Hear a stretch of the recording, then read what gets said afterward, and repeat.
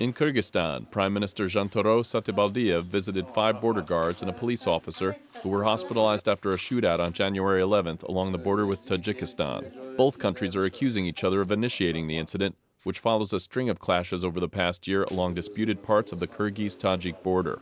On the Tajik side of the border, 3 Tajik guards were hospitalized with injuries incurred in the clash.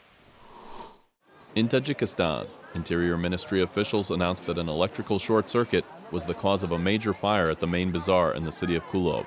The blaze that broke out late on January 12th destroyed some 500 market stalls and shops. There have been no reports of casualties.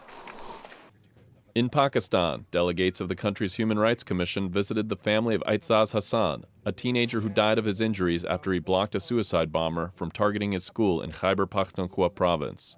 The delegation told Hassan's father they would invite Pakistani and foreign dignitaries to Islamabad to pay tribute to the boy's bravery.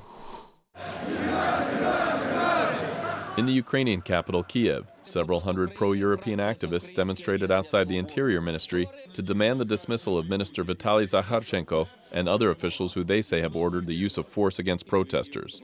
Activists blame Zakharchenko for the beating of prominent opposition leader Yuri Lutsenko and other protesters on the night of January 10th. The protesters threw money on the ground in front of the ministry, saying they were collecting funds to send Zakharchenko to Siberia.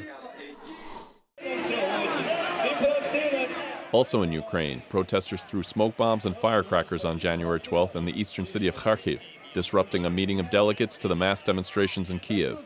Police arrested several people during the confrontation between supporters of the ongoing pro-European protests and supporters of the ruling party of regions of President Viktor Yanukovych. In Iraq, after more than a week of intense fighting between security forces and al-Qaeda-linked militants, relative calm has returned to the city of Fallujah.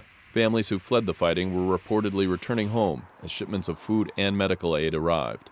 A meeting of tribal leaders was underway in Fallujah to discuss efforts to secure a truce. In Georgia, Gia Sagarishvili, the chairman of the Parliamentary Committee on Environmental Protection, announced planned legislative changes meant to protect public spaces from overdevelopment. The announcement comes amid an ongoing campaign by environmental activists against the construction of a hotel in a Tbilisi park. In the Russian Republic of Tatarstan, Muslims celebrated the holiday of Maulid, marking the birth of the Prophet Muhammad. Religious leaders from across Russia gathered in the historic town of Bolkhar for the event. It was the first official celebration of Maulid in Bolkhar, which intends to host similar festivities each year. And that's the video roundup from Radio Free Europe, Radio Liberty.